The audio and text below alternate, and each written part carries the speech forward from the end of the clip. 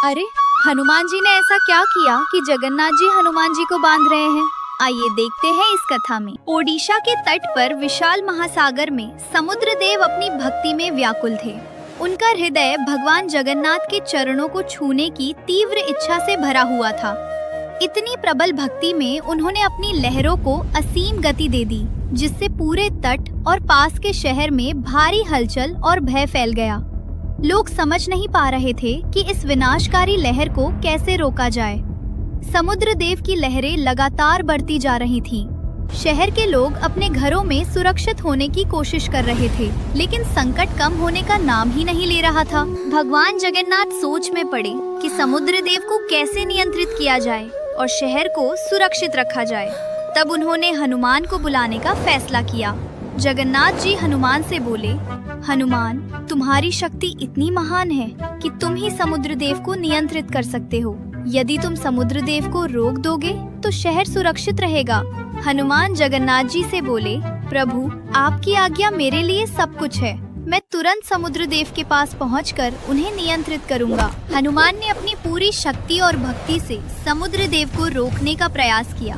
उनकी दृष्टि और सामर्थ्य इतनी प्रबल थी कि समुद्र देव कुछ समय के लिए शांत हो गए। शहर के लोग राहत की सांस लेने लगे, लेकिन जब भी शहर में कहीं राम भजन या कीर्तन होता, हनुमान अपनी भक्ति में वहां पहुंच जाते। उनके जाते ही समुद्र देव फिर से सक्रिय हो जाते और शहर पर संकट मंडराने लगता। भगवान जगन्नाथ ने यह देखा और गहरी सोच में डूब गए। उन्होंने महसूस किया कि हनुमान की शक्ति इतनी प्रबल है कि कोई भी उन्हें रोक नहीं सकता। जगन्नाथ जी समुद्र देव के तट पर आए। लहरें धीरे धीरे किनारे से टकरा रही थी। उन्होंने देखा कि हनुमान अपने प्रभु की भक्ति में लीन है। जगन्नाथ जी हनुमान से बोले, तुम्हारी भक्ति और शक्ति अद्भुत है। तुम्हारा प्रेम देखकर मैं बहुत प्रसन्न हूँ। पर अब समय आ गया है कि तुम्हारी शक्ति को सही दिशा मिले, इसलिए मैं तुम्हें बांधने वाला हूँ। ये बंधन डराने या रोकने के लिए नहीं, बल्कि तुम्हारी शक्ति और भक्ति को संतुलित करने और शहर को सुरक्षित रखने के लिए है। हनुमान थोड़ी देर चुप रहे, फिर उन्होंने सिर झुकाकर कहा। हनुमान जगन्नाथ जी से बोले, प्रभु, यदि आप चाहते हैं कि मैं यहीं रहूं, तो मुझे यहीं रहने दीजिए। मैं आपके द्वार पर सेवक बनकर हमेशा रहूंगा। आपकी रक्षा और सेवा ही मेरा जीवन है। जगन्नाथ जी हनुमान से बोले, तथास्तु, तुम यही रहोगे, सेवक बनकर, रक्षक बनकर और साक्षी बनकर। यही तुम्हारा वरदान है। इसके बाद भगवान जगन्नाथ जी ने भगवान हनुमान जी को बांध दिया। ये बंधन उन्हें दंड देने के लिए नहीं था, बल्कि उन्हें एक स्थान पर स्थिर रखने के लिए किया गया था।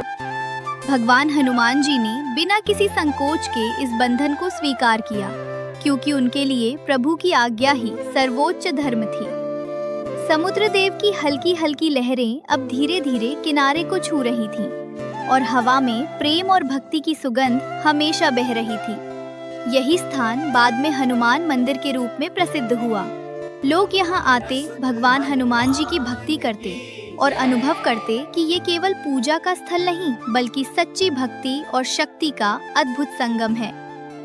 अगर आपको ये कहानी पसंद आई हो तो वीडियो को लाइक करें, शेयर करें और चैनल को सब्सक्राइब जरूर करें।